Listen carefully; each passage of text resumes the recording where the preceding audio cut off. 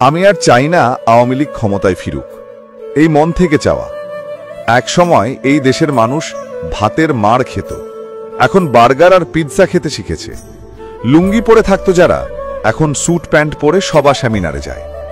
এটা কোনো জাদু নয়, শেখ হাসিনার নেতৃত্বেই এই রূপান্তর সম্ভব হয়েছে।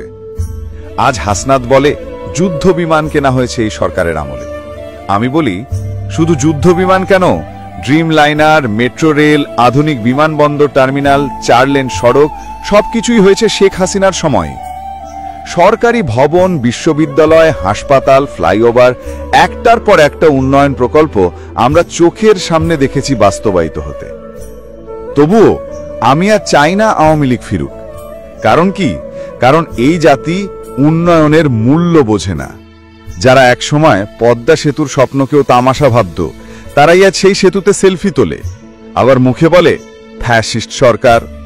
গণহত্যা কি, ফ্যাসিজম কি তা না জেনেই উচ্চারণ করে রাজনৈতিক স্লোগান। আজকে যারা শেখ হাসিনার বিদায় চেয়েছে, তারা বোঝে না কি হারাচ্ছে।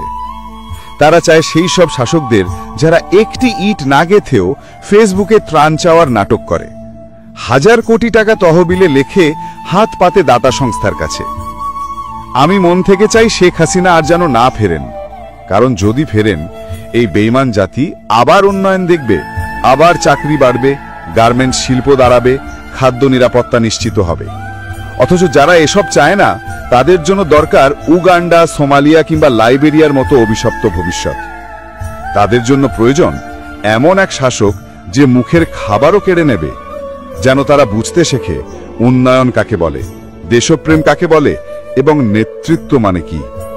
তাই বলছি, মন থেকে বলছি, ফিরে এসো না শেখ হাসিনা। এই জাতি তোমার যোগ্য নয়।